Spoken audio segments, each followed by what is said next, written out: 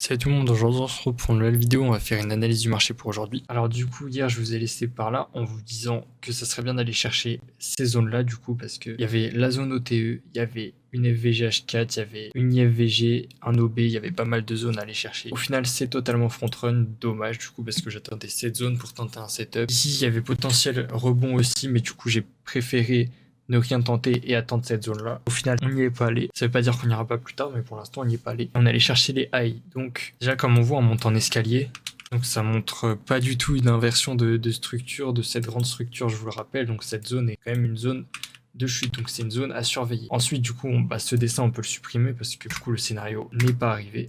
Ici du coup je m'attendais à un rebond dans cette OB avant de rebondir, on n'y est même pas allé, on l'a front run, du coup il reste ici intact. Par contre on est allé retest cet order block, du coup c'est devenu un breaker block vu qu'on était passé au-dessus, et ici on était en plus dans un OB ici, donc on avait le combo des deux. Pour le coup ici il y avait un scalp à tenter pour aller target les liquidités au moins jusque ici. Franchement on aurait pu avoir un bon RR, donc c'est un peu dommage. J'aurais pu le voir, en plus je l'avais vu.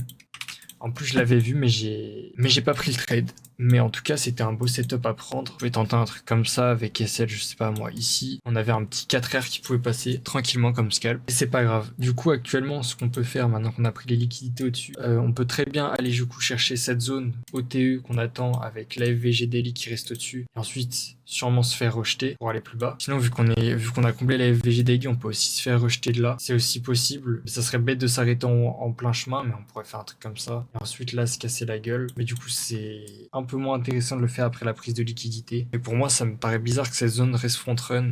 Généralement, on laisse pas des FVG comme ça à l'air libre. Quelle petite correction, en fait, c'est pas une FVG H4, c'est une FVG M15, pardon. En tout cas, ça resterait quand même intéressant d'y aller. Après, on peut direct foncer jusqu'à cette zone, du coup, et se faire rejeter. À voir par la suite. En tout cas, ici, c'est une zone très intéressante pour tenter un setup de short. Donc maintenant, nous, ce qu'on attend, c'est cette zone. Parce qu'on aura sûrement un truc à tenter dans cette OB H1. Ici, on a aussi un order block H12 à surveiller. Et en daily, si on continue de monter, on pourrait former un gros order block daily. Donc ça peut être quelque chose d'assez puissant pour redonner de la force au prix peut-être. Donc à surveiller ce qui se passe. Pour l'instant, rien à tenter, cette zone à surveiller. Et voilà. Pour l'Ethereum, il est toujours bien bas quand même. On n'est pas loin d'une FVG daily, donc à voir la réaction qu'on aura dedans. Et il faudra aussi voir la réaction qu'on a après la prise de la liquidité ici. Peut-être qu'on aura une inversion juste au-dessus comme ça et que du coup ça pourra être tradable. Après, on est quand même vachement bon, on n'allait chercher aucune zone. Moi, j'adore qu'on aille chercher cette zone, ce serait pas mal. Et le prix peine à monter, hein. Ce que je vois, c'est assez compliqué. Et on a un énorme order block ici à aller chercher en H12. Donc